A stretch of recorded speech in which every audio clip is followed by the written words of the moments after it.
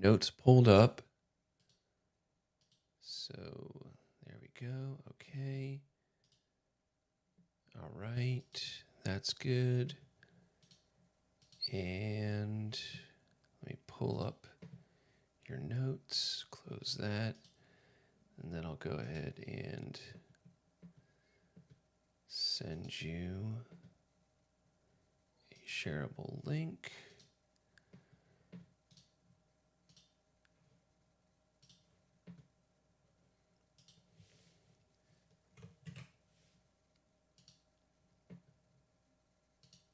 Okay, you should have that in your email now. Email, okay.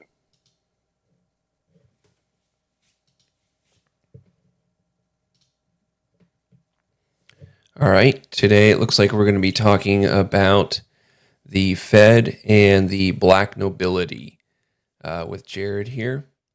And he's got quite a bit of notes. It looks like we're going to be talking about also scrolling through it. There was some stuff about the 13 families. I never knew all of them, but then there's a little part here that you have of who the 13 families are that most people know of, and 13 families who aren't known, which I've never seen. I don't think any of these names. So that's going to be definitely new for me. Whenever you're ready, go ahead and start it. Okay. So I wanted to start out by showing a little chart which breaks things down about the true Israelites. It states it was what I found on a particular site when I was doing some of this studying. And for the sake of that, I wanted to jump back a little bit when discussing the black nobility and what their potential origins are. So there's going to be some speculation on this on my part, but it's basically based on the information that I've gathered. And with that said, I wanted to start with John 8:44. Sorry. Ye are of your father the devil, and the lusts of your father ye will do. He was a murderer from the beginning, and abode not in the truth, because there is no truth in him. When he speaketh a lie, he speaketh of his own, for he is a liar and the father of it. So this harkens back to our first conversation and the idea that Cain is the son of the serpent. And when speaking of he was a murderer from the beginning, he's speaking of Cain here. So there will be just a little bit of jumping around in this early portion, but I'm going to give a modern example of some New World Order um, groups. For instance, the Committee of 300. There's the Club of Rome. Many are familiar with the World Economic Forum, which is very much in the spotlight today, as well as the Bilderberg Group. So these are organizations that have their roots in central banking, and companies like the East India Company, the Virginia Company, and a few others which we'll be discussing. So for those not aware, the Virginia Company is essentially a corporation that was at the early foundation of the United States. It was created in 1606. It was an English trading company, and it was chartered by King James the First. and its objective was colonizing the eastern coast of the United States. And it stretched from Maine to the Carolinas. So the company's shareholders were Londoners. And when I say that, I mean the city of London. I've heard that term before, City of London versus the actual like what London is. Yeah, so we're actually going to dive into that a little bit. And I have some ideas and theories as to what exactly transpired from its foundation. I believe it goes back to the Romans and uh, essentially a city or an outpost that they called Londonium.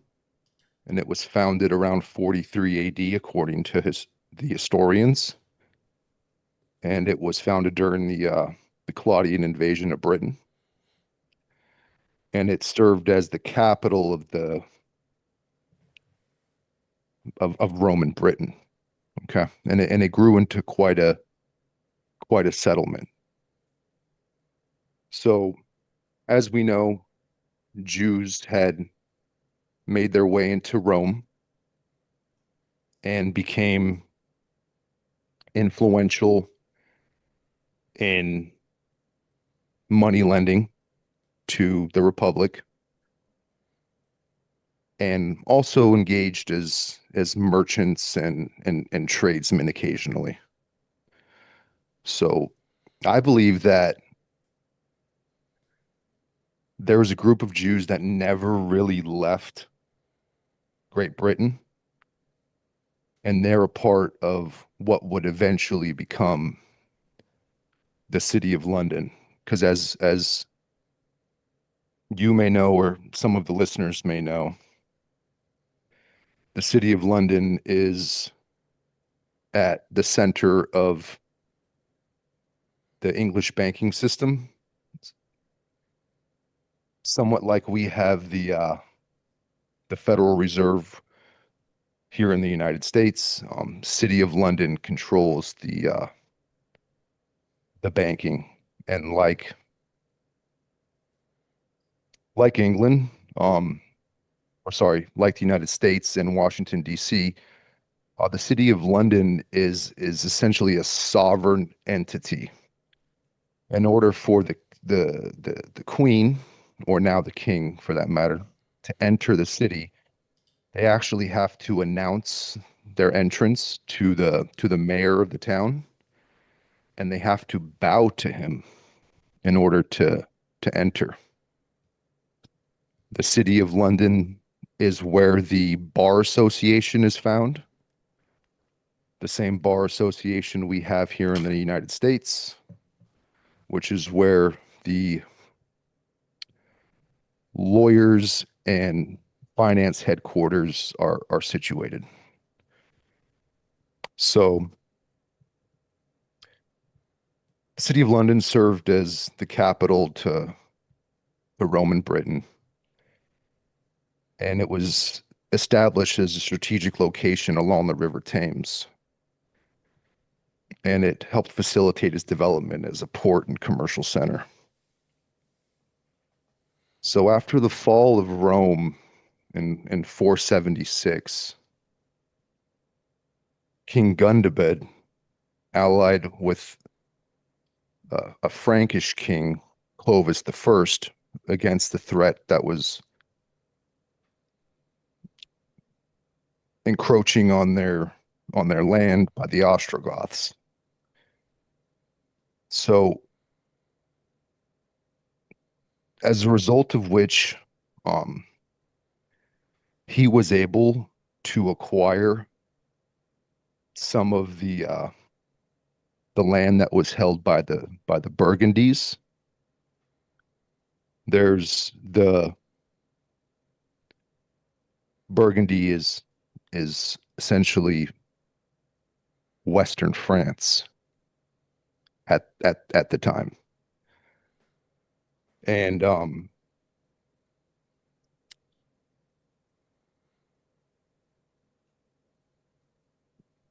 he was able to secure these Burgundy acquisitions, and he compiled the Lex Burgundonium, as it was known, an ancient Germanic law code. Later on, Rome was no longer able to afford protection um, to the inhabitants of that area, at some of it at the time considered Gaul, and the area merged and formed the Kingdom of Burgundy. So there's an idea that these Burgundian clans were in fact what we would consider today as Talmudists. So essentially following these old laws set by man, created to allow these people to infiltrate through secrecy, lies, blackmail, and getting their claws into the leadership of the nation. So after Burgundies, we find the Carolingian dynasty, can also be known as the Carlovingians, Carolingians, Carolings. And it was a Frankish noble family named after Charles Martel and his grandson that many people are known with Charlemagne. So this is around the 7th century AD. They superseded the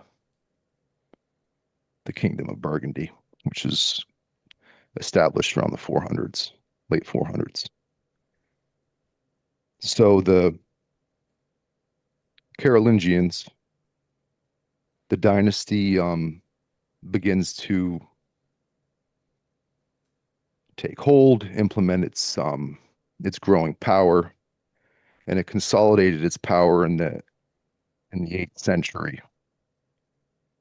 And again, in my opinion, Londonium is just changing hands from one group to the next over time, with the idea that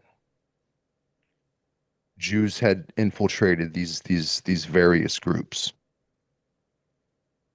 They infiltrated him, or they were that from the beginning. That's debatable whether they were the the sole driving force behind it. Some say that that may be the case. Others think that perhaps they align themselves with leadership through things like money lending and marrying into these families as they do. They often, change their name and go straight to the top and make friendly with the groups that are coming into power by hedging one group against the next and placing their bets on one group or another, usually funding both sides and pulling the strings on who would eventually become the succeeding party based on um, removing funding at critical times in these power struggles, so that the outcome is almost often just predetermined based So on they were like basically like early form of the IMF.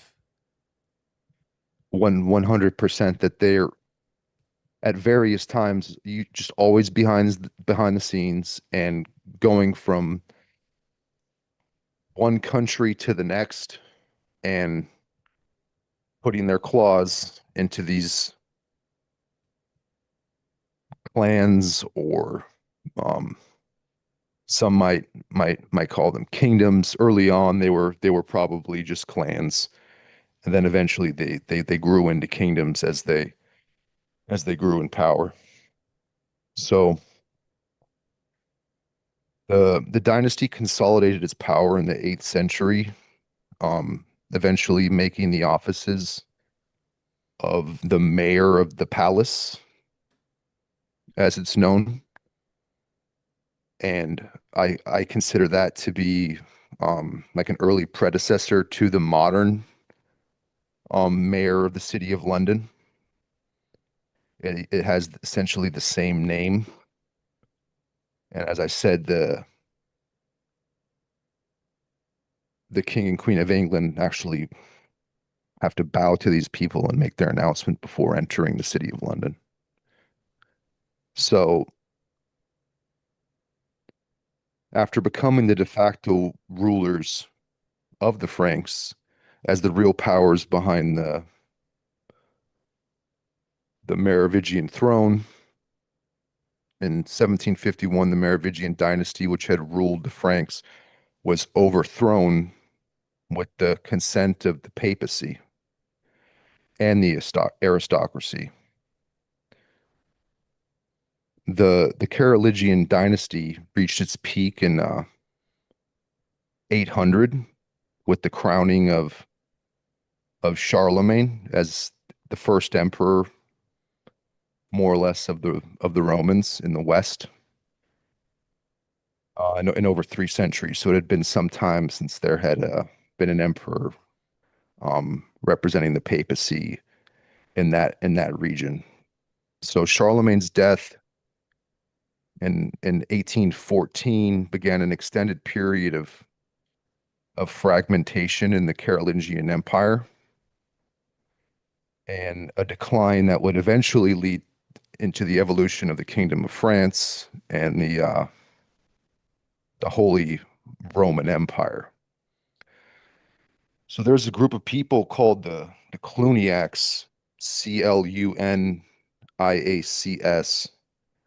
and they were Benedictine monks from a monastery of Cluny, again in the region that was Burgundy.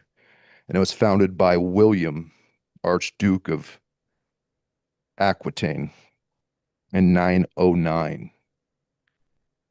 And Cluny was a center of reformed observance. What that means, I can't exactly say. Maybe they were essentially the groups of people trying to implement new ideas into the kingdom, from what I gather. It sounds as though these were similar to the think tanks we have in modern times, but this was occurring within the church under the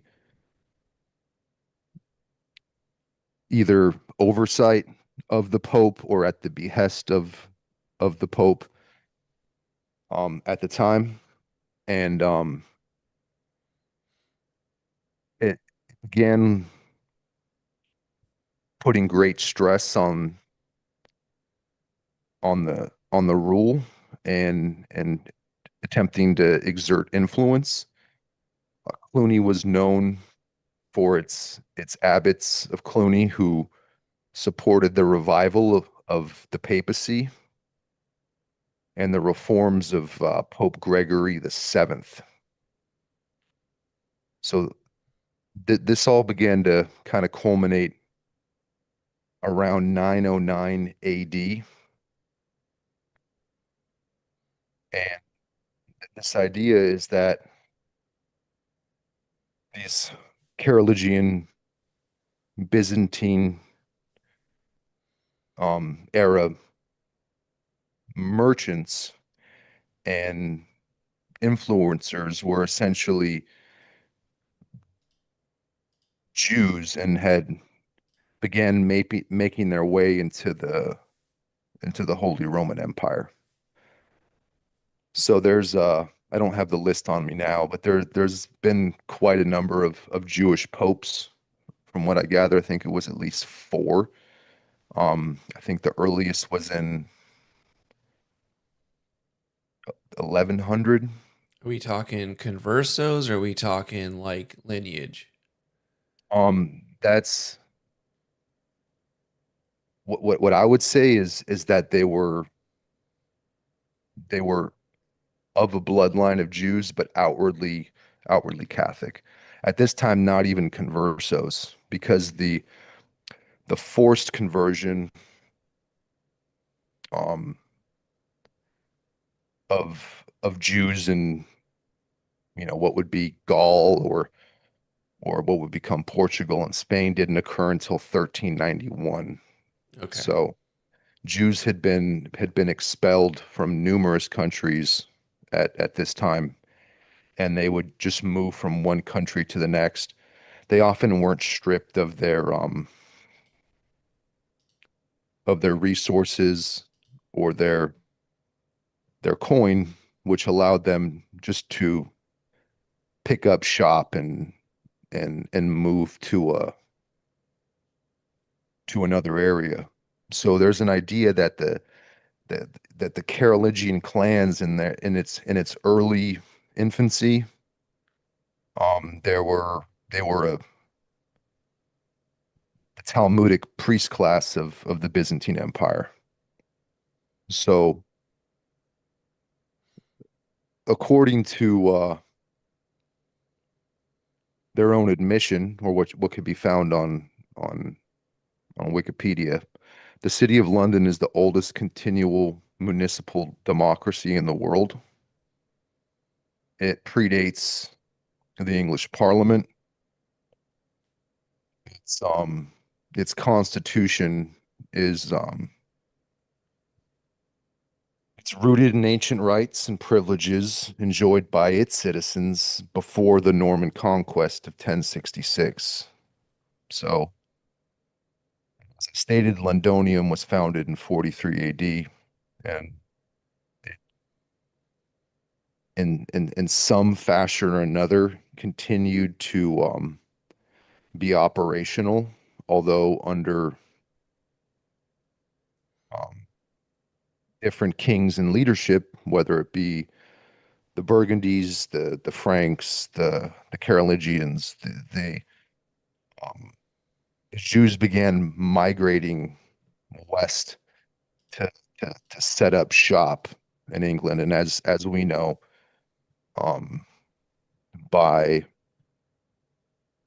I believe it was the 800s, based on the episode that we did on I think it was the second episode, they were starting to make their way into of influence outwardly, helping various kings at different times through money lending. So the city of London developed a unique form of government, some say, which led to the system of parliamentary government at a local and a national level that you kind of see today in England. The right of the City of London to run its own affairs was gradually won as concessions were gained from the crown. Usually they bought this influence, as I've stated. London's City of London's importance as a center of trade, um, and wealth secured its rights and liberties earlier than other towns and cities um, that were popping up and becoming established. City of London being essentially the only to run its own affairs at at the time. So from the medieval Stuart times, the city was the major source of financial loans to monarchs. These monarchs obviously sought funds to support their policies at home and abroad. whether it be securing power for their particular family. As we know that in this time period, there was quite a bit of jostling for power. And in order to engage in war, um, you need coin to fund the process. So in the early times of City of London, it's essentially two cities. There was the trading and residential city of London around St. Paul's, and the royal and administrative and religious portion of the city, Westminster. And as London continued to grow, the city specialized and had emphasis on trade.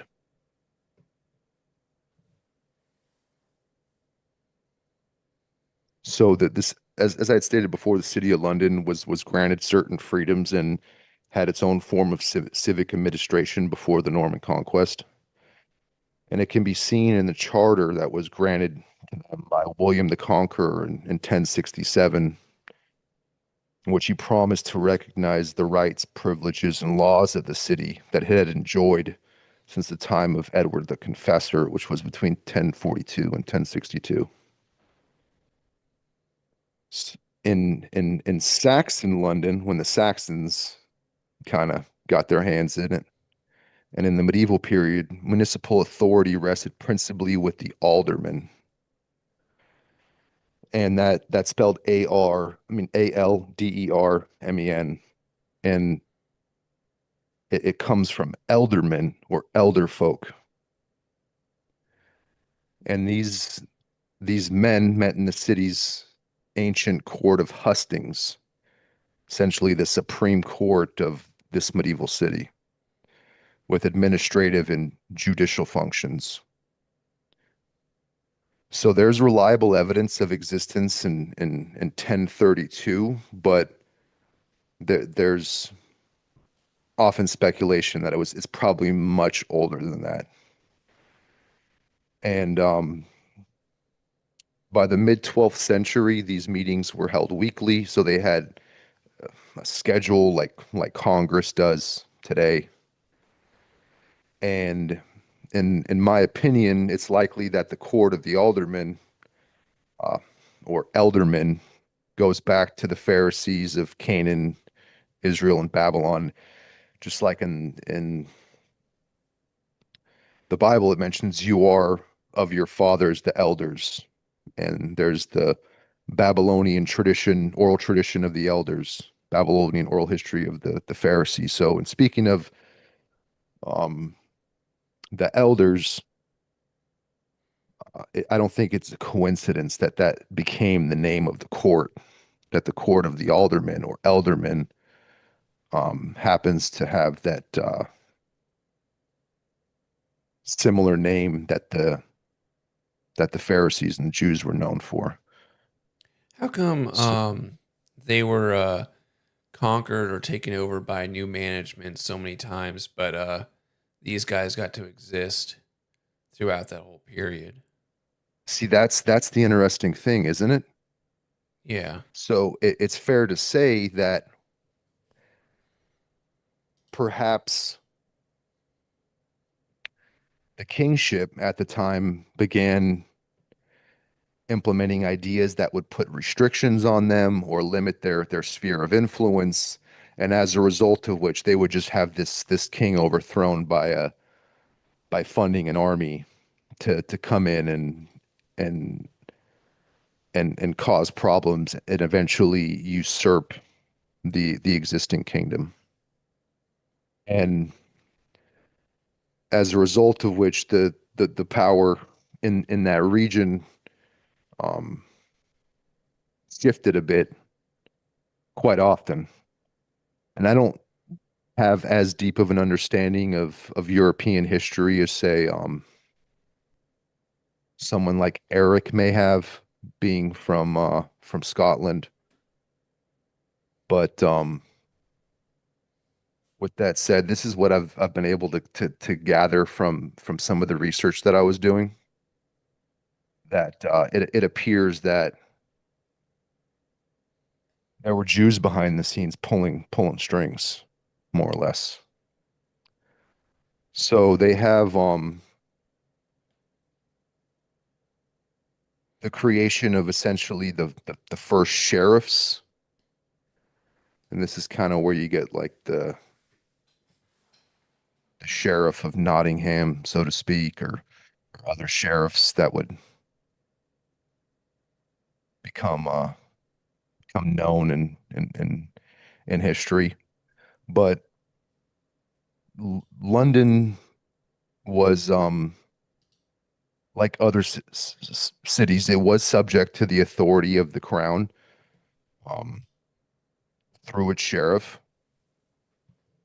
But in the 12th century, as a move towards civic independence and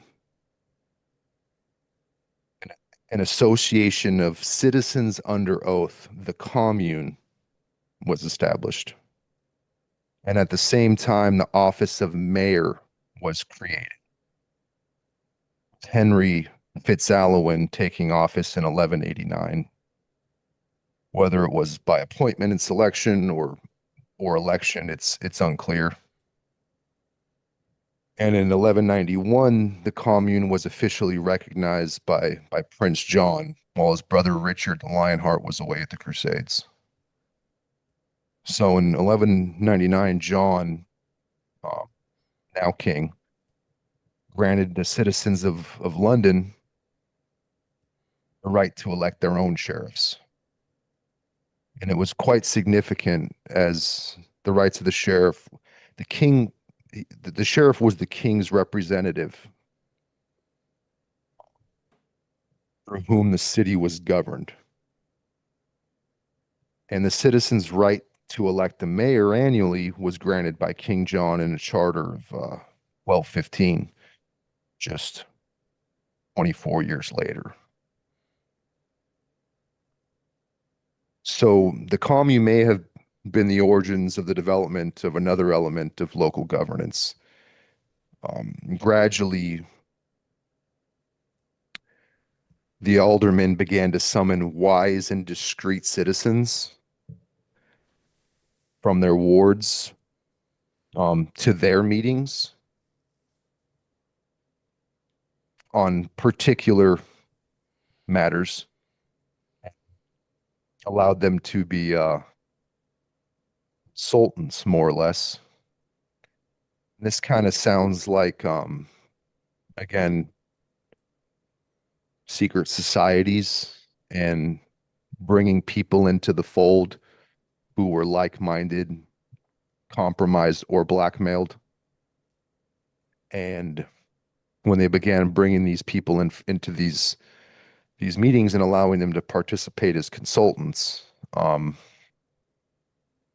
eventually in 1285, a group of 40 citizens, between 1 and 4 from each ward,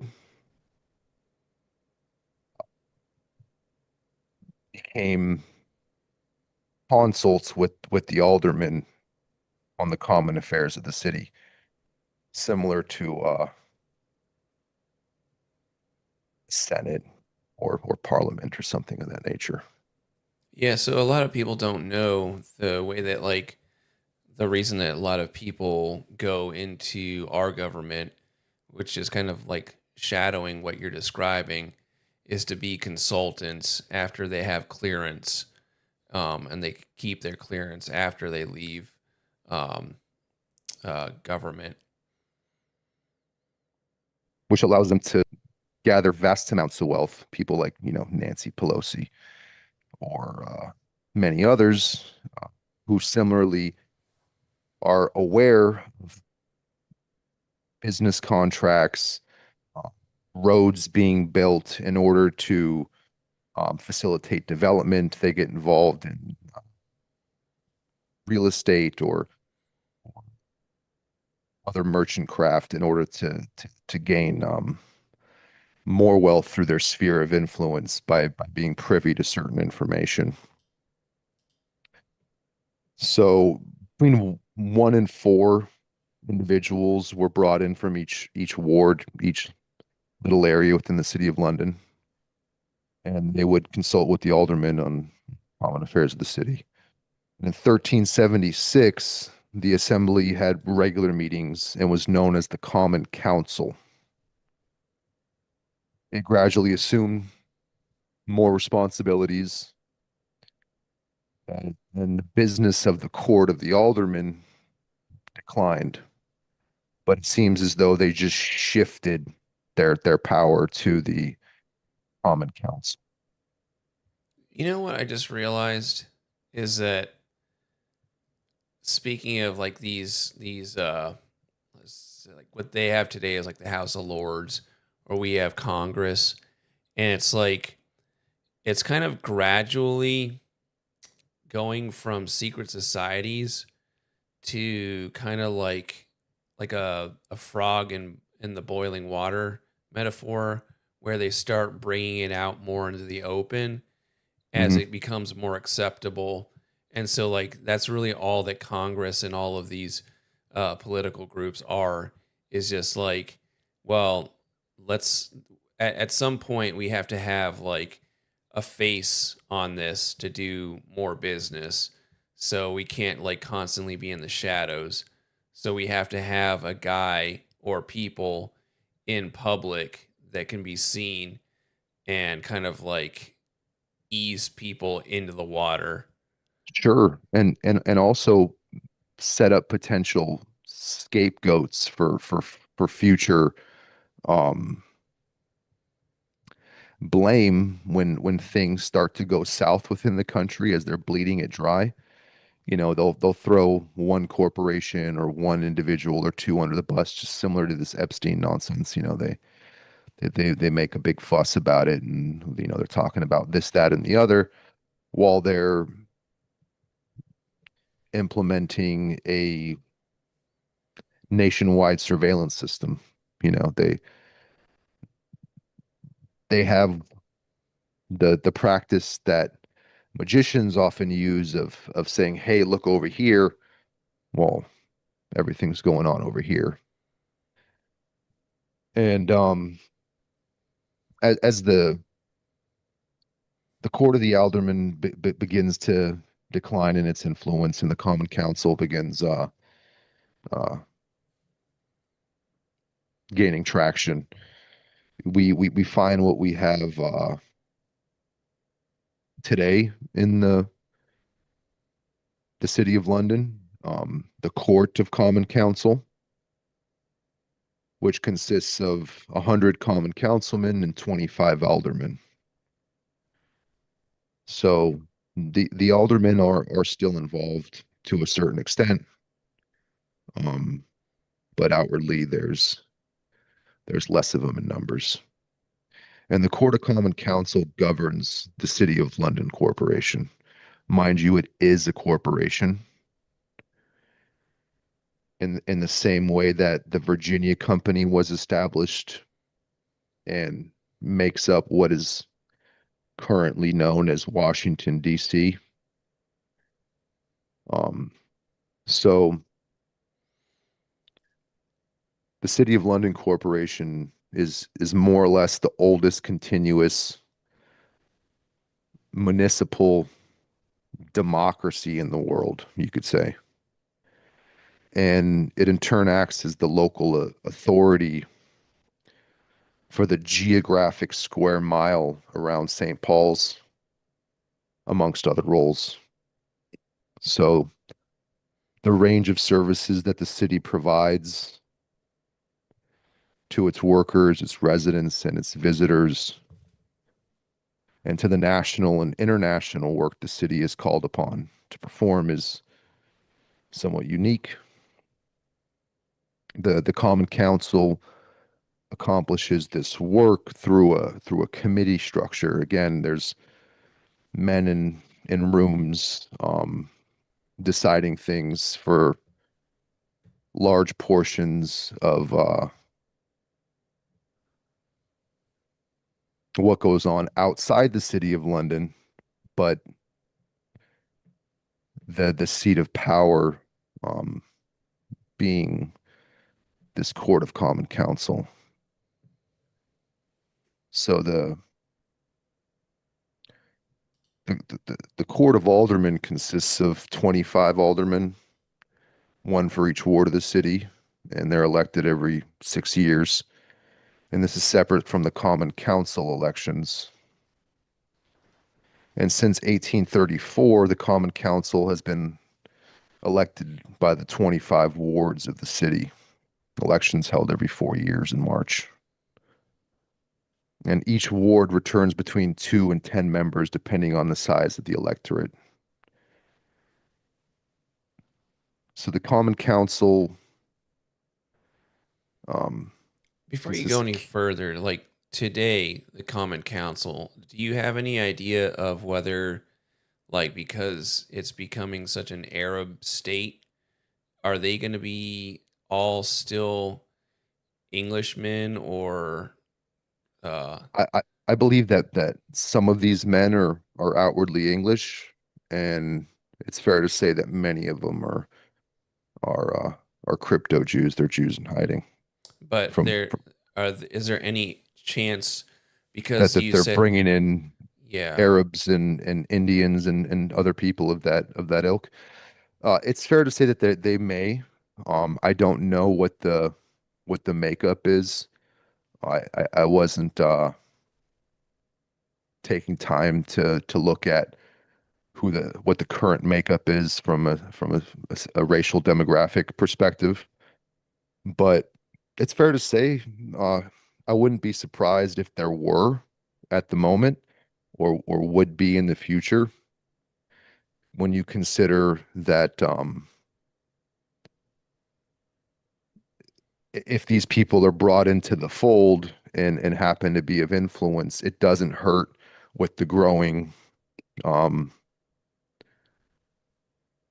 Middle Eastern and Arab influence on the country, as well as the influence of people from the Indian subcontinent, that they would bring some into the fold to add legitimacy to the council by giving it somewhat of a makeup which represents the growing demographics in the country, similar to bringing in blacks into politics as things progressed here in the United States, when that necessarily wasn't the case, say 100 years ago. so That I'm sorry, is this council then more for show or is there like another like group behind that, or this is more of the public eye? Because I can't imagine that like this group that's been entrenched so long would give up their seats to outsiders so much unless it was just for show. I would speculate that these people in these positions are um, watered down bloodlines and maybe eighth cousins of some of these families that we're going to begin to start speaking about shortly, Okay. and that they're allowed to be in these positions of power more or less. And it's I don't believe they have as much control as what's outwardly spoken of or demonstrated, but they do happen to make some of the decisions and legislation that um, pulls the strings in the nation. Similarly,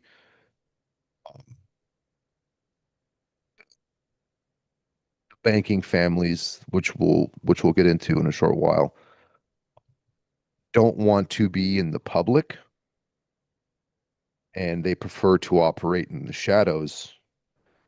So they form these systems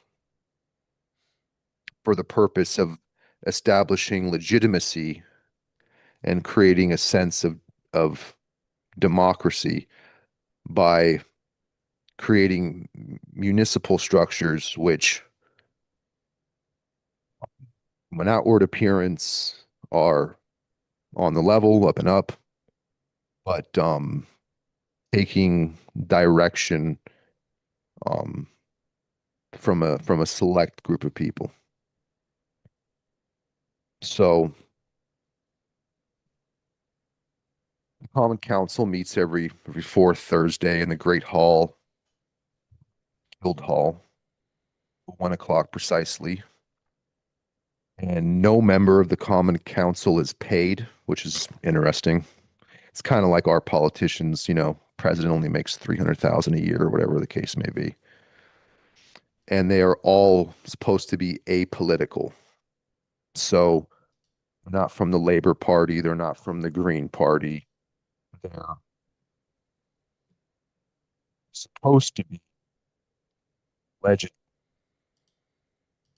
impartial, but also or bipartisan, you could say. So I had briefly spoke of Virginia company. I just broke down the city of London and its formation. And there's also another group which was founded in 1909 called the Rhodes Roundtable. And if I'm not mistaken, Rhodes being named after Cecil Rhodes. And for those who are unaware, there's a foundation. I'm not sure if it's called the Rhodes Foundation, but they offer what's known as a Rhodes Scholarship. And just to name two recipients that I'm aware of off the top of my head, you have Rachel Maddow and Bill Clinton, who received this Rhodes Scholarship, which allowed them to attend Oxford University. It's so funny thinking about the creator of Rhodesia honoring Bill Clinton and Rachel Maddow. Yeah, and it's interesting how that works now, doesn't it? That if you look at like the Wikipedia page, it lists a number of the influential or the people who went on to be influential. And there's musicians, there's artists, there's people in media, and obviously politicians.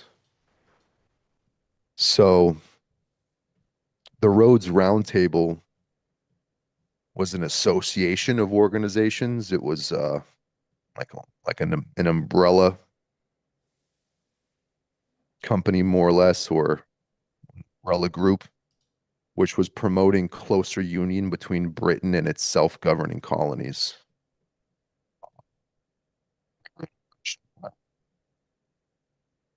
So it was essentially, according to some, just an upgrade of the Commonwealth set up by all. And the idea is this organization was set up to undermine the original canon law system. And we are efforts creation of things like Council on Foreign Relations, which is a group within the United States that sees influence, sees its influence imparted on a global scale, doing their best to implement policy overseas through diplomatic action, so to speak. So it's a form of subversion, more or less, and uh, this is just another one of these legs or fingers on the hand, the greater body. So I'm not sure if you wanted to pull up this particular list of some of these families because some of you may know these families, others you will not. The ones you'll see on the left are influential here in the United States. Um, some of them will recognize, others right are old Your microphone families. is breaking up slightly. Are you, um, yeah, if you could come a little Is that, closer. can you hear me okay? Yeah. You're getting a little choppy again. Is your, um, maybe it might be your gain if you just kind of go out of the threshold or the range. Sometimes possibly, uh, it doesn't pick it up. It could be that you're pulling up that slide and we have some folks watching us because this slide happens to expose these families. So if it continues to get weird, pardon, but I'm looking at my audio indicators and everything seems to be square. Okay, it got a little clearer there. So, So um, on the left-hand side, we have some of these families. Um, I, this slide that I found says people you think rule the world, and the ones on the right are actually the ones who rule the world. I believe that's debatable. This kind of falls into the line, if you were to take this at face value, of what Johnny Cerrucci believes, that it's the black nobility in the Vatican that run the show. I wholeheartedly disagree and believe that Jews are the black hand behind all things. let me list off the 13 what this graphic is because I only have two screens right now and it's I got your stuff pulled up and I don't want to dox you on this. But so the graphic reads the 13 families you think rule the world: the Astor bloodline, the Bundy, the Collins, the DuPont, the Freeman, the Kennedy, the Lee Li, the Onassis, the Reynolds, Rockefeller, Rothschild, Russell, and Van Dun, Van Duyyn. And then this right side of the graphic says the 13 families who actually rule the world: the Borgia, the Breakspear, the Somaglia, the Orsini, Conti, the Chigi, Chigi, Colonna, Collonna, the Farnese, Farnese, the Medici, the Gaetani, Gaetani, the Pamphili, Pamphili, the Este, and the Aldobrandini, which is Aldobrandini.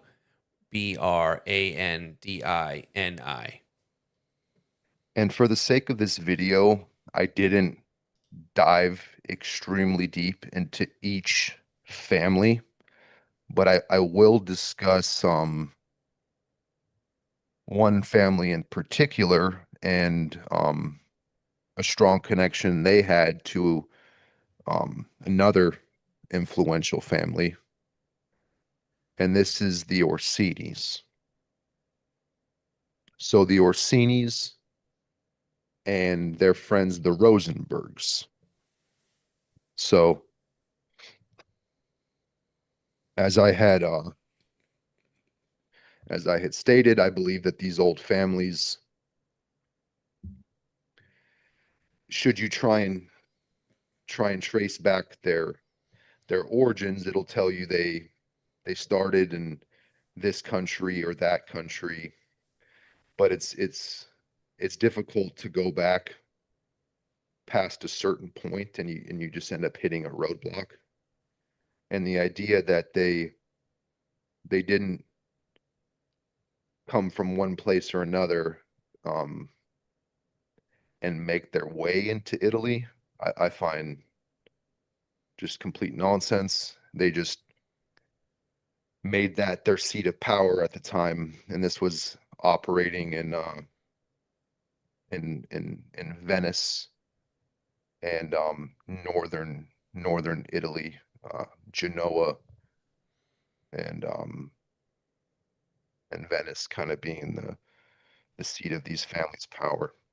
So to get into the Orsini and Rosenberg alchemical mafia, it could be called um, essentially a world crime syndicate. The Orsini family of Rome and the Orsini Rosenberg family of Austria and the Rosenberg family of Bohemia created and managed the Rosicrucian Order, the Order of the Rosy Cross, as it's also known, which was a secret society of of alchemists.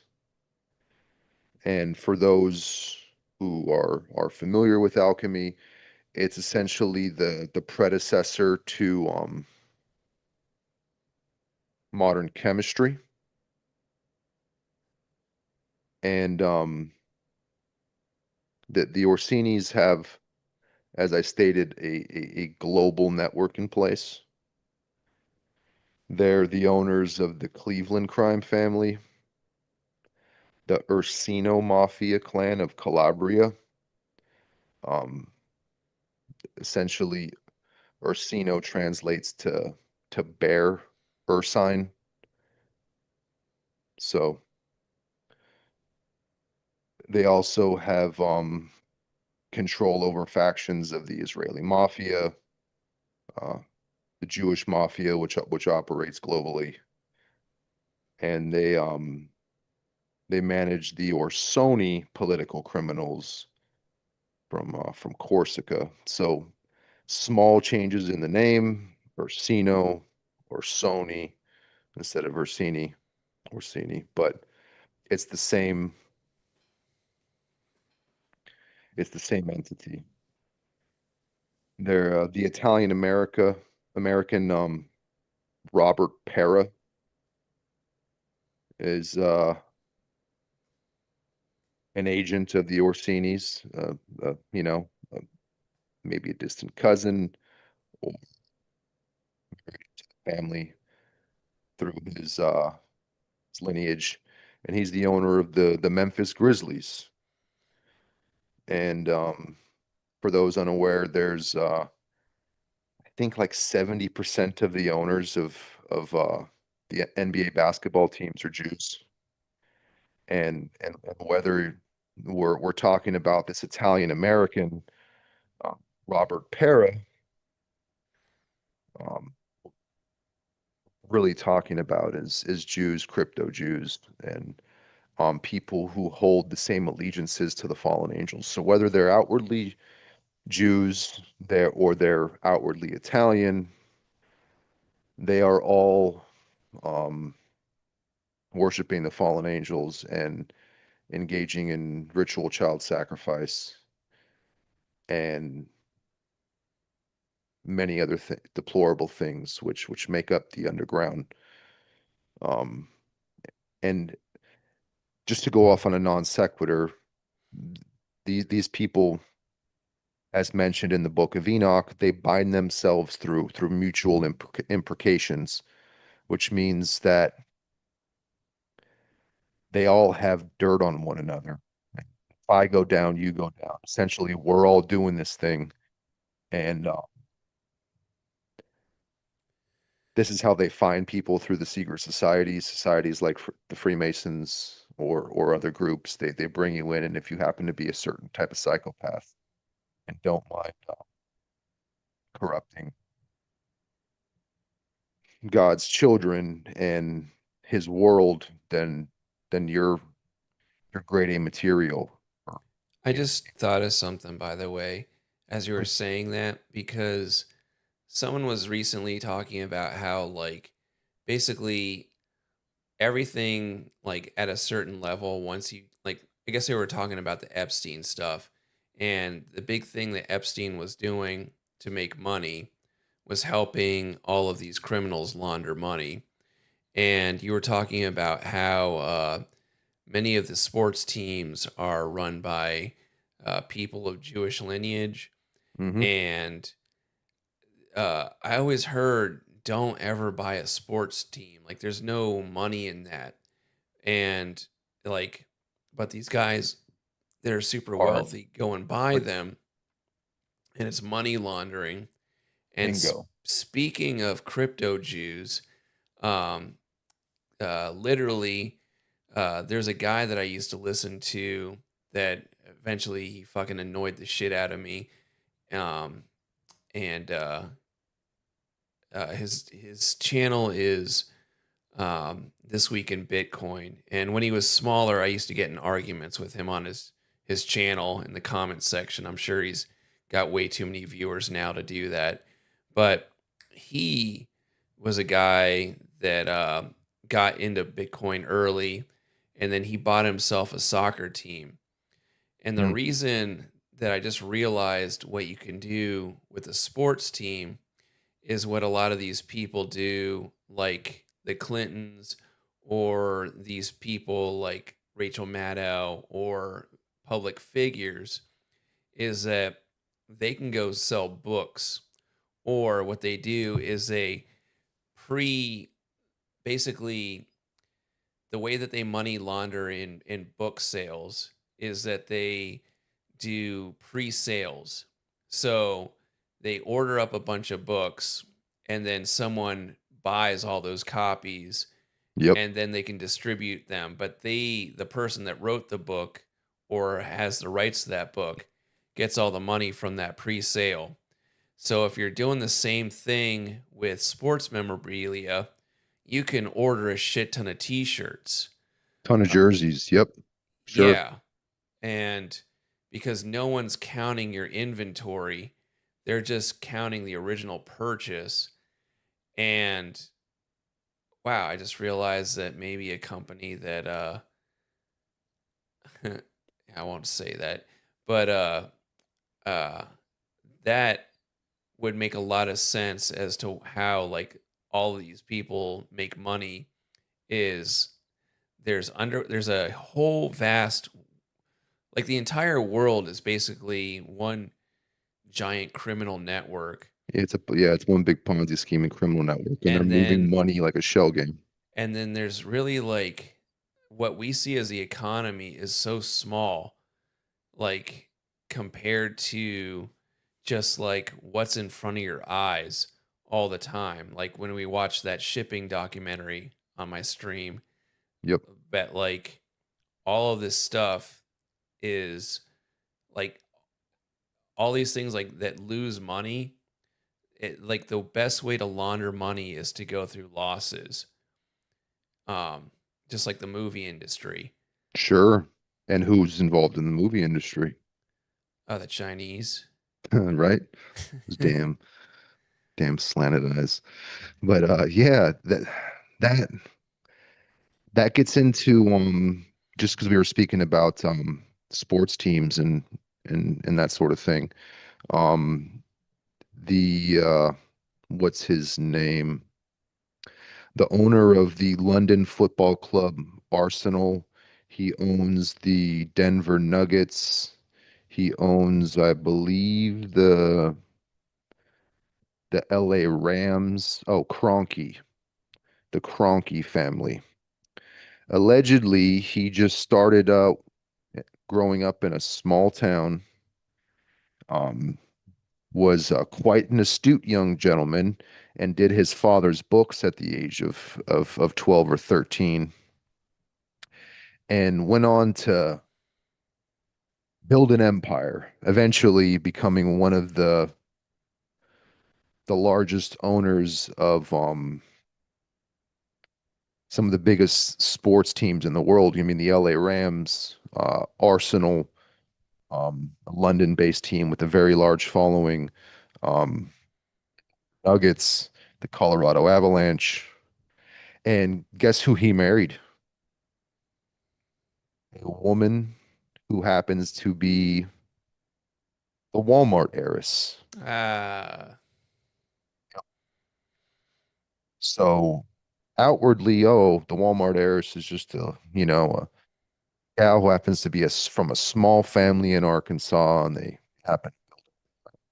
These people are always backed by big money, and that they're brought into the fold and allowed to be the outward face of these organizations, but in reality, um, there's old families scenes.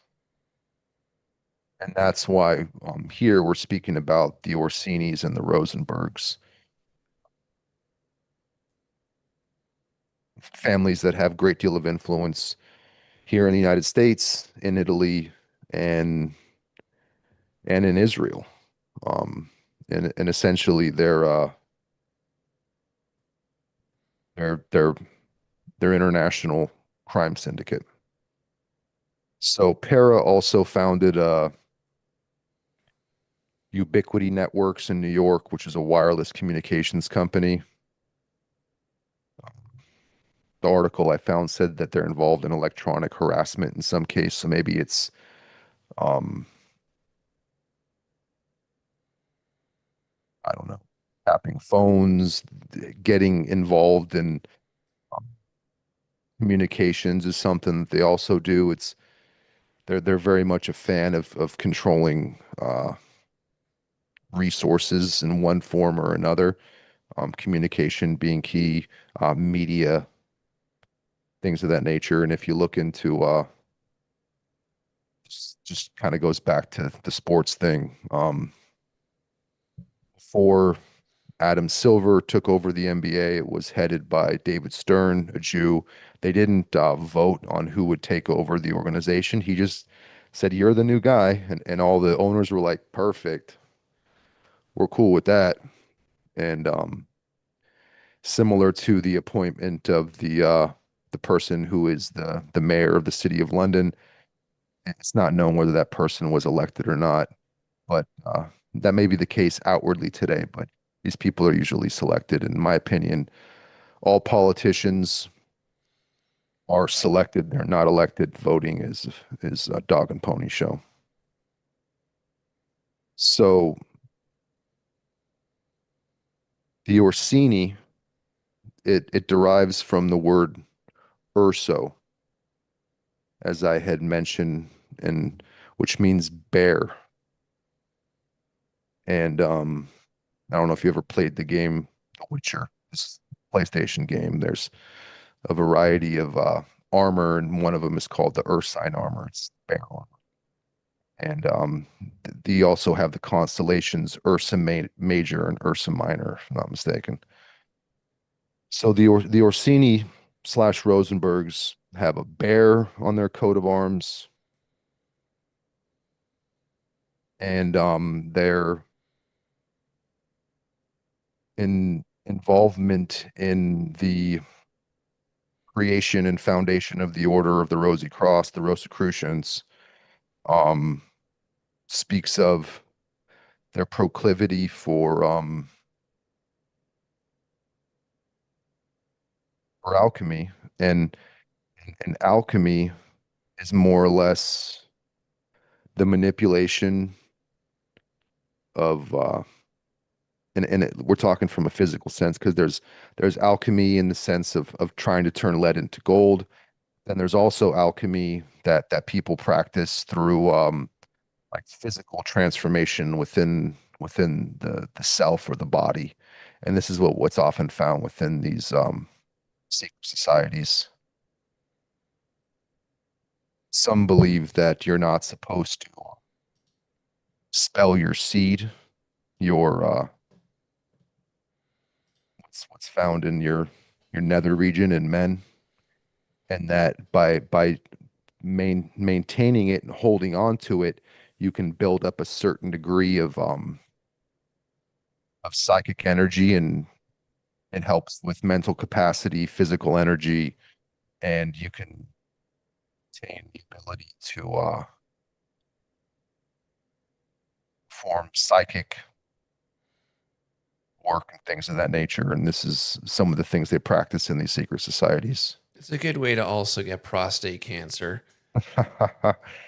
I couldn't tell you. I I'm not involved in edging or any of that weird stuff that some people do. So That's a callback. yeah, I thought you might get a good kick out of that. Um, so this alchemy can also um, be done through chemical. You're breaking up again.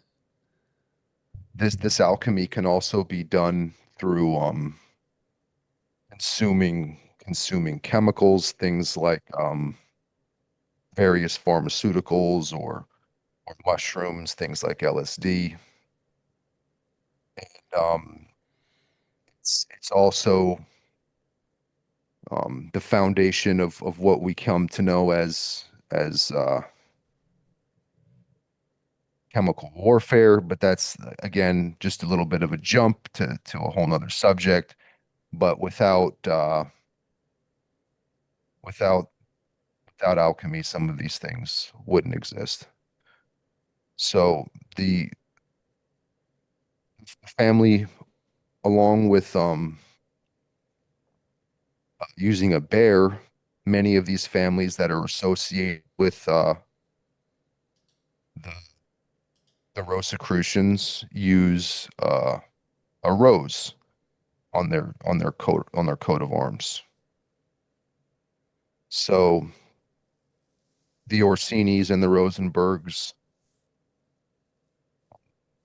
have worked and helped fund the Merck family. Merck's being extremely influential in the pharmaceutical industry, and they have Merck Group.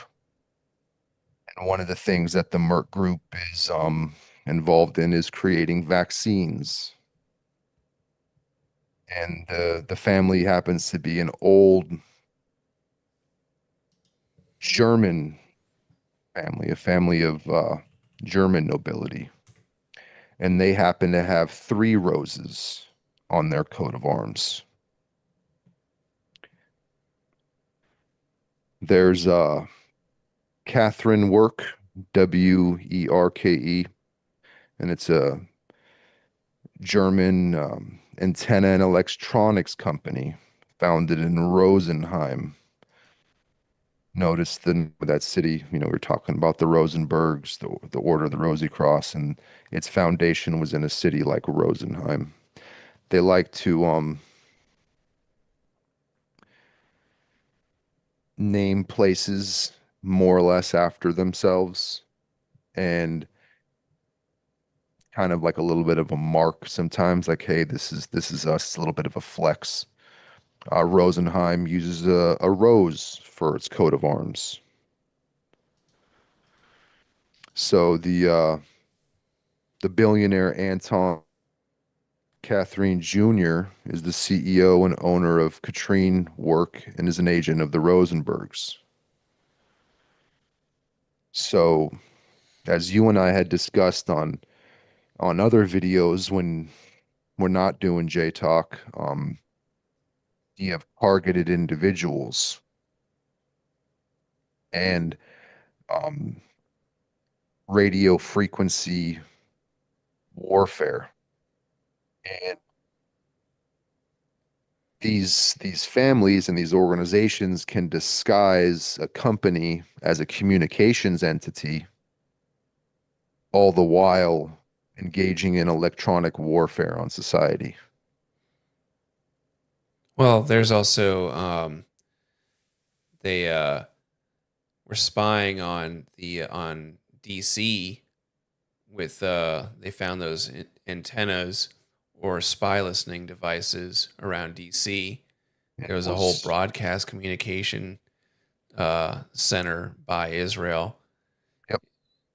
And this is very much a little bit of their thumbprint on it. It was discussed and it was brought to the attention that it was Israel doing these things and what transpired.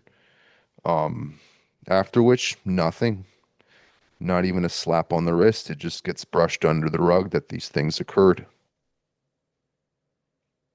So, just to get into a few more of the individuals who are part of these families, you got Prince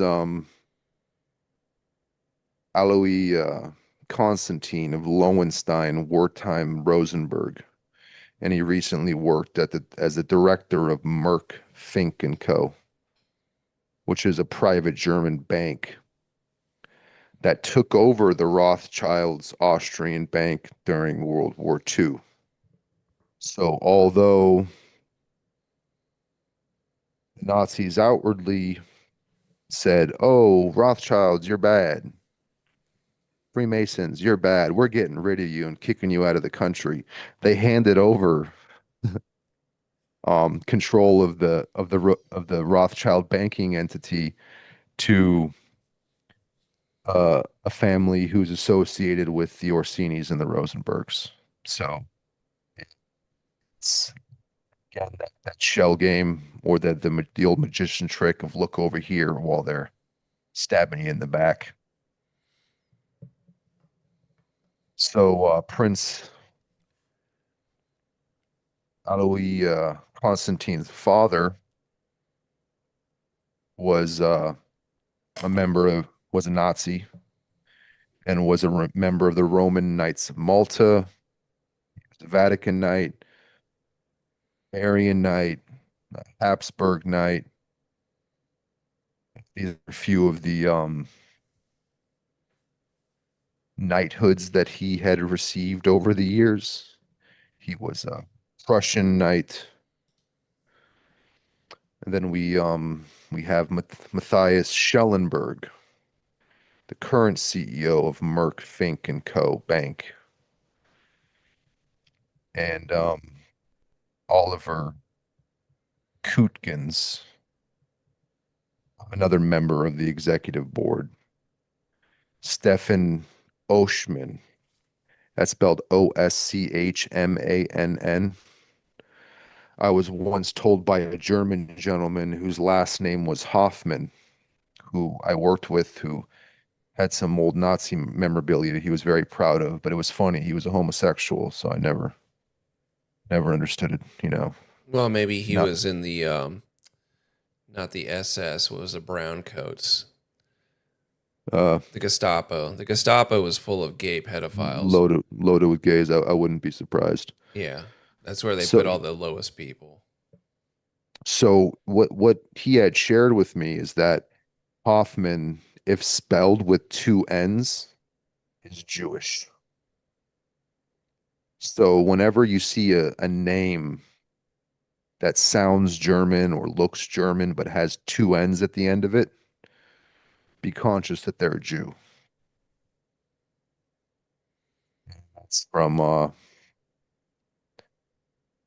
That's from someone I just worked with, so maybe that's not, 100% true, but it sounds about right. I It's wouldn't. weird. I just brought up Albert Hoffman because I was trying to remember if he worked for Merck, but he worked for Sandoz. That's uh, the guy who developed LSD for the first time. Oh, okay. And as we know, like if we just go back to the scamdemic and what transpired during that time period, the CEOs, the heads of this organization and that organization, majority of them were Jews. Um, that trans person they had is like the assistant deputy or the National Health Organization, the NIA, was that trans Jewish person, and they're, they're everywhere when you look. I don't Wikipedia, want to interrupt you but too much, but I just wanted to get this out too. Is that all these companies that you keep bringing up, and it also have like ties to banking. Something that a lot of people don't know is a lot of these giant corporations, especially a lot of German corporations. Um, it's like it's like Gamble, GmbL is like their version of corporation. But a lot of these GMBLs have their own banks as part of their corporation. Mm. It it's it's a system that I don't know if it originated um with the city of London, but it most definitely was occurring in Nazi Germany at the time, and kind of became the format that we see today with these massive corporations exerting influence here in the United States, and essentially our governments and the governments of the world do the bidding of these corporations to implement whatever system they may favor, which allows them to function freely and implement their plans of control in the future, whether it's um, X or Pfizer or one corporation or the other. Um, if you get into food, in France, it's Nestle. It's a French-based company, or sorry, Swiss-based company, if I'm not mistaken. Not French. And as we know, Switzerland is neutral. Switzerland is where Mark Rich set up his corporation, which facilitated the sale of oil between Iran and Israel with the Elliott Ashkelon pipeline. And it's one of the seats of power. It's where the Bank of International Settlements is headquartered. It's where the World Economic Forum holds their annual meetings in Davos. So Switzerland, the City of London, Washington, D.C., and the Vatican, all being these locations where these individuals of these families, those families previously mentioned above, um, are currently holding seats of power. And just to tie stuff back, by the way, so we originally started talking about this council out of the city of London. And Hmm. then I was going to bring up, since you brought it up now, is that they act very much like Switzerland, where no matter what's going on the outside, like it's like, when uh, BLM is rioting, certain stores get kind of passed over, no pun Yep. intended, um, Hmm. that That um, was good. that Switzerland, being home of the IMF and or Bank of International Settlements, the um, the way that a lot of what happened during the industrial age and kind of what happened with what you're describing with the council is that um, kings handed off kind of partially the reins to these bankers in order to facilitate a their their control um, through fuck, I wish I could remember the guy that I was listening to recently, but basically what they do with the uh, international settlements is and the IMF is they go and lend out money to countries and then hold them kind of hostage by making them have to do certain things in order to get the money. And then if they don't, let's say, bring in, like Romania is bringing in 100, just recently today, where Romania is bringing in 100,000 Somalians in order for them to get development deals Yep. or Iran is doing business with China with a 25-year deal for development, or basically these countries go in and print out all their extra money, and then they go and use your land and your resources as collateral.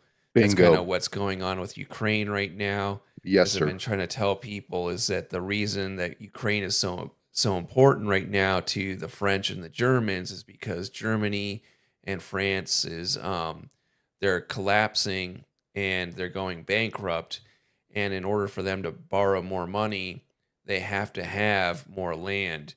And that, actually, I won't go too far into this, but it's something I've been meaning to talk about, and I was going to call into Danny's show, is that I couldn't figure out why America and China are in this race to go and print out all this money, and seeming to their own detriment that like it's inevitable that the collapse, but it looks like America's trying to print out all this money so they can go and take over um, whatever new land to get collateral to back um, that previous money that they printed out up with before the interest kind of um, overruns them.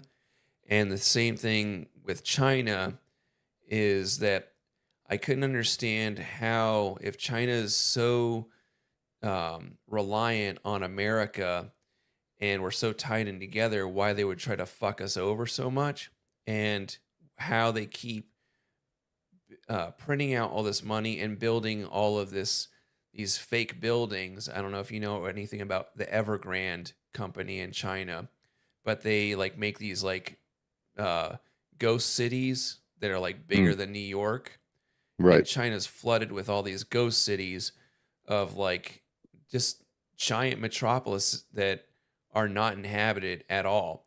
And the And way the buildings are made with shoddy construction a- practices and and so the Chinese citizens will invest money in there, and even though no one owns them, they were a good way, because like you would just sell it off to another person, kind of like a banker's note when all yep. this first started.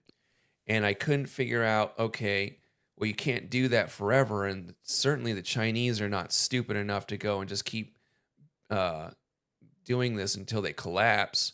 I mean, they are willing to throw their people into the river, but what they're doing is they're buying up America, and they're buying up uh, Africa. And even if they don't develop it, they have the land. And that's why, like, um, some of the most wealthy individuals have purchased up like tons and tons of Australia. Like a large proportion of Australia is owned by like Bill Gates and what's that, Nicole Kidman's family. Mm, Um, and I'm not sure what family she's from, but that is interesting.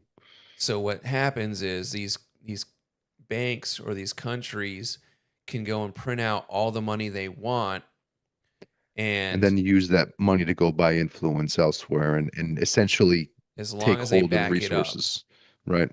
And this is something that occurs when as well when a country pushes back. What they'll do is they'll set up wars within the country, um, and divvy up the country into portions or create new countries similarly to what transpired in Yugoslavia. And this also occurred in Ethiopia. It wasn't long ago that Djibouti um, was formed after the result of the quote unquote Ethiopian Civil War, or whatever war they call it. I'm not 100% familiar, but Djibouti wasn't a colony not long ago, and it happens to sit um, on the eastern portion of the entry into the area that leads up to the Suez Canal, and it sticks out of the eastern portion of Africa, and it creates a prime location for um, military bases, and it's a very influential port for Africa. And China just leased their port and no longer leased it. They took over their port for 99 years. They got a 99-year lease on it because Djibouti was unable to pay back a loan to China. In reality, China is just printing the money that they gave them, and it's a mechanism for gaining control. And it's they're squeezing these people out of their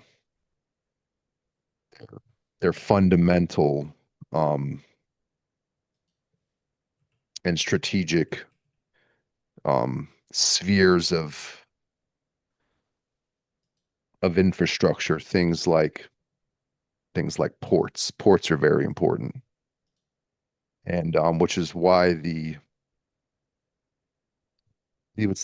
port of Beirut was bombed in 2021, because this was leading up to what's transpiring today, and that they can't have a large influential port not far from Israel, as they're beginning to take over the region and build greater Israel. They needed to get rid of that port. They say it was some fireworks exploded in a warehouse, but it was a massive explosion. Oh, that one. Correct. Oh, yeah, yeah, yeah. I remember that. So I believe that was Israel, and they were just setting up the playing field for what was to come in the wars that were on the people that we You're see breaking up a ourselves little bit. in the war that we see occurring in the Middle East. That they were just laying some groundwork and a little bit of foundation to make what they're doing possible. Because they can't have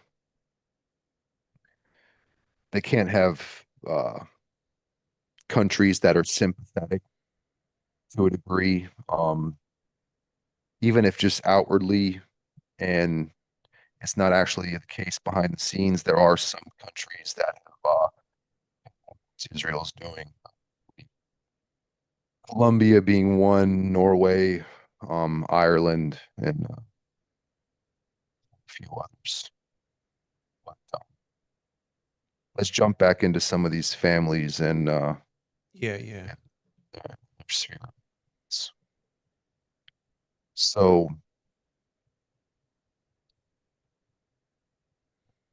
according to certain ideas, the FDA and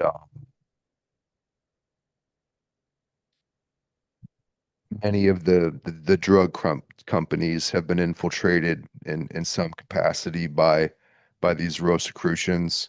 Um, Ernesto Bertelli is an Italian Swiss businessman, and he founded Serono, which was sold to the Merck Group and created its division of Merck Serono. Scott Gottlieb is the commissioner of the FDA. The Rosicrucian, influential music producer, who's also a Rosicrucian, goes by alchemist. He's an agent of the Orsinis, and he's involved in Jewish mafia, and he's trained in alchemy and their use of chemical warfare on society, whether that be through drugs and the music, which we often see. This is a form of which they engage in chemical warfare on society. The Alchemist works with a rap executive and another Jewish mafia member, Paul Rosenberg, and again, Rosenberg Orsini alliance. The Orsini family were behind the Ebola propaganda and developed the Ebola vaccines. They were also the family people behind the creation of the Georgia Guidestones. I don't know why, but your microphone keeps like cutting out in and out sometimes. I don't know if you're just might be happening is when you speak, if you speak too low, it doesn't activate the mic enough, and so it might Is not pick up. is that better? Can you hear me a little bit clearer now? I can hear you good now. I turned up the audio on my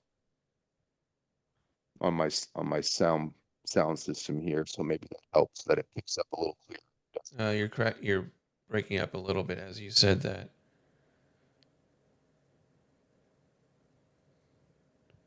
Okay. We'll have to just apologize for any sound issues on this particular episode, gentlemen. Um, I'm still somewhat new at this and set up a little OBS system so that we don't have these issues going forward. Yeah, it's still pretty bad. Um, fuck. Do you want to talk about this while I try and get this straightened out? Um, Are you familiar with the Georgia Guidestones? I am familiar a little bit with the Georgia Guidestones. It's basically they were predicting that there was going to, uh, there was numerous errors in it. There was some typos in it, but other than that, it did spell out basically that a lot of things that were going to happen in the future. One of the primary things was that there was going to be only 500,000, or the goal was to only have 500,000 people left on Earth. I believe it was, or is it 500 million? 500,000 or 500 million, I 500 believe. million. 500 million. Okay. And that basically they're going to wipe out a lot of the population.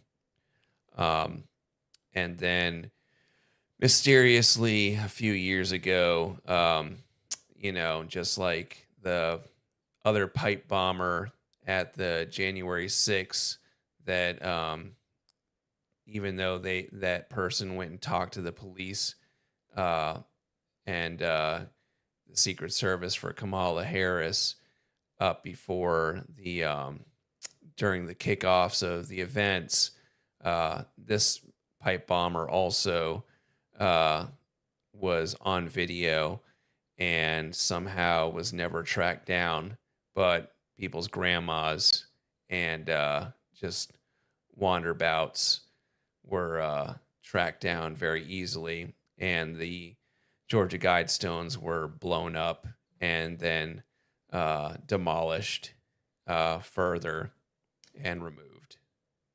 It's almost as if they wanted to kind of get rid of them, and I don't know if it's because people were becoming aware that they were seeing these things being implemented on a global scale, and they wanted to unite humanity under one common language. That was one of the things that's similar to the rebuilding of the Tower of Babel. Um, as you know, in the story of the Tower of Babel, prior to its fall, um, humanity spoke one language, and after its destruction, God scattered the tongues. The idea was they were going to go to war with God. So, according to this one particular article I had read, there is some people that believe that the the signature which was on the Georgia Guidestones, which stated RC Christian, which can be Rosicrucian, or however you want to break that down. It was an alias, and it was really a gentleman by the name of Robert C. Cook, who was an American geneticist involved in population control and eugenics. Um, Bill Gates' father was big into eugenics. He was on the board of Planned Parenthood, one of the largest child sacrifice rings in the world, killing millions of babies a year. Um, so Robert C. Cook um, is a member of the Roman Catholic Church and the Rosicrucians. You guys are gonna hate me, but it's almost 12 o'clock, and I have to get to sleep tomorrow. Do you mind if we wrap it up here? Or No, not at all. Did you okay, want to briefly finish up this portion, because this is just kind of laying the foundation for uh,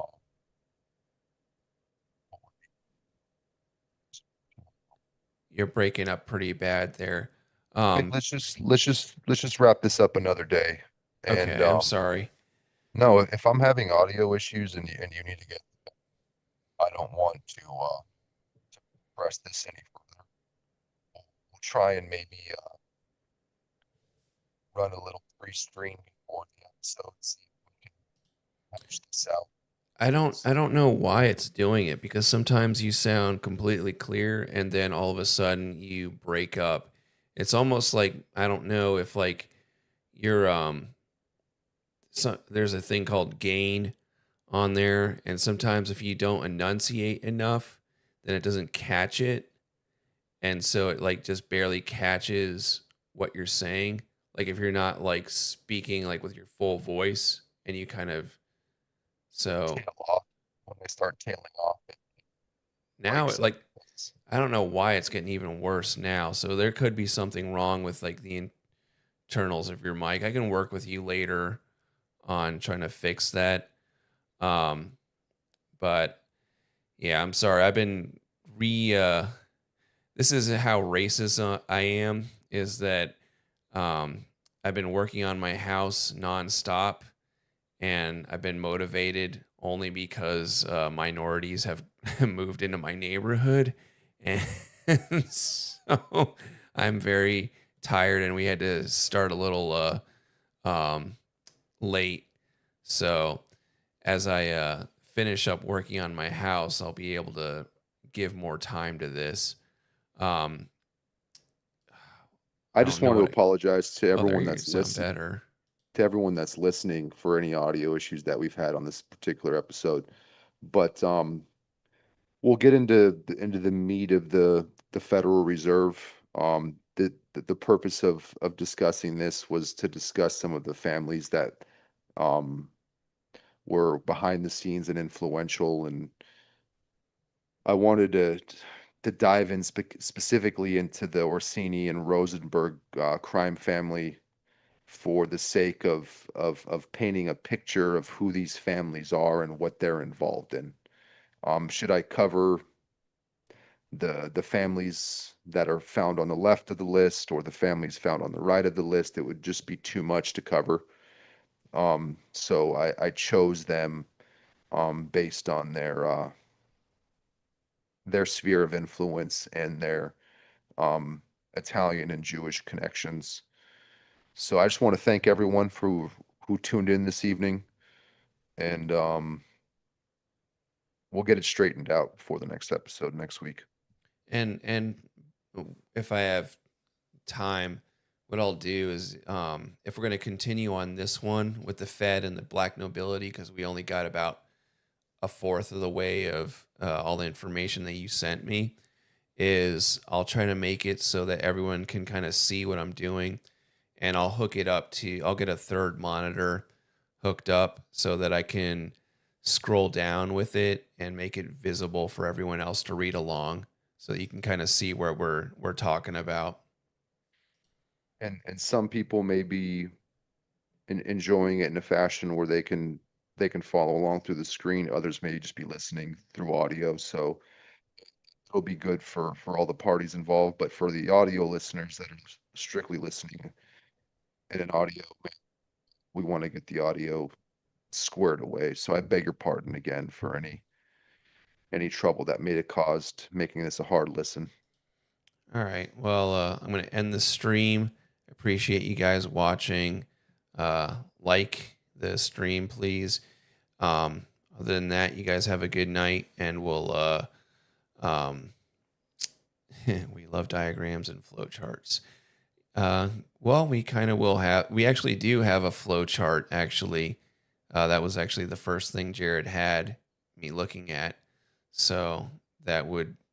I'll bring that up next time since we're going to cover this. And it actually had a lot of the family lines that were pretty interesting. So, all right. Good night, guys. See you Good night. later.